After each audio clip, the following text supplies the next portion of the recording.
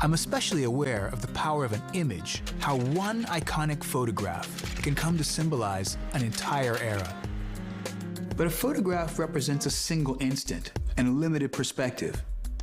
Expand the frame, put the image back into the moment in which it was taken, and a very different story can emerge. The Bigger Picture is a series of documentary shorts on PBS that explores the incredible backstories of some of America's most well-known images. It is hosted by Dr. Vincent Brown, who talks with curators, photographers, and others about the history of these iconic images. Dr. Vincent Brown joins us live to talk about this. Good morning.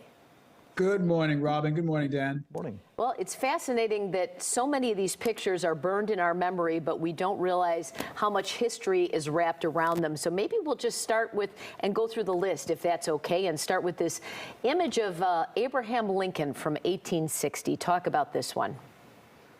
Yeah, sure. So that's an image of the Abraham Lincoln, one of our greatest presidents, the president who guided the nation through the Civil War, shot by one of the most famous photographers, portrait photographers in American history, Mathew Brady. And what I think a lot of people don't know is that Lincoln actually credited this photo with his success in the presidential campaign of 1860. Lincoln had kind of an image problem, and Mathew Brady, as a portrait photographer, was going to make him look more stately, more dignified, which in fact was the case, and he won that presidential election in 1860. All right, let's move on to another photo here. This photo we all know of planet Earth. Yeah, that's one of my favorite photos. I mean, that was our first photo of a fully illuminated entire Earth shot from space. There had been photographs of a partial Earth, Earthrise being the most famous, but this one was the fully illuminated globe shot from space. And one of the things I find so fascinating about this is that, it was the brainchild of Stuart Brand, who had a vision. He thought that if we saw this fully illuminated Earth, we would think about the planet differently. We'd be more inspired to take care of it. We'd be better stewards of the environment. And then NASA actually changed the trajectory of the Apollo spacecraft so they could take this photo because they were also inspired by Stuart Brand's vision. Wow. And it wasn't easy for the astronauts to get that picture.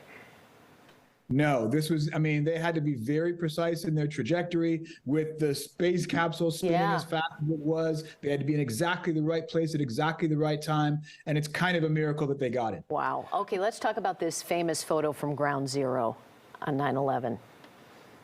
Yeah, that was one of the most difficult episodes to shoot because we were with Thomas E. Franklin, who shot that famous photo, and we kind of, took him back to thinking about that day and where he was at that moment. But one of the things I think is interesting about that photo is that it wasn't the only photo shot of that moment. There were other photographs of that very same moment, but this one became famous. This one became iconic, and the show tries to explore why this one became iconic and the others did not. Is it because of the similarity to that famous photo at Iwo Jima? That's exactly right. Yeah. It was so similar to the famous photo by Rosenthal taken at Iwo Jima that it was familiar to people. But it also suggested that already the United States was in a war, and a war that people hoped would be as victorious as we were during World War II. Before we go on to the next one, how do you determine which photographs to feature in this series? Obviously, there are hundreds or even thousands of these iconic images. So how did you decide? Yeah, that's a collective decision with the producers, and we all just kind of throw all our ideas into a hat and then debate each image and kind of what we see as a story that might emerge from the image, and then essentially take a vote and decide on the image. And then we did these 7 stories. Gotcha. All right, up next here, you're going to talk about American Gothic. Yeah, so that's a photograph by the famous Black fashion photographer Gordon Parks, who many of you will also know as the director of Shaft, one of the most famous blaxploitation films of that era. And this is a photo that he shot in Washington, D.C., very early in his career, of a washerwoman in D.C. And he really got to know her and her family in order to shoot this photograph. So what you see there is the techniques of a fashion photographer applied to a working class woman, and you see the dignity in the photo of her staring straight into the camera. Also, you see a kind of indictment of America's treatment of working class people with a big flag in the background. It's fascinating. For more, you can check out The Bigger Picture at pbs.org and on YouTube, PBS, or on Instagram, Bigger Picture, PBS. Thank you so much for joining us, Dr. Vincent Brown. Appreciate it. Thank you, Robin. Thank you, Dan. You're welcome. Thank you.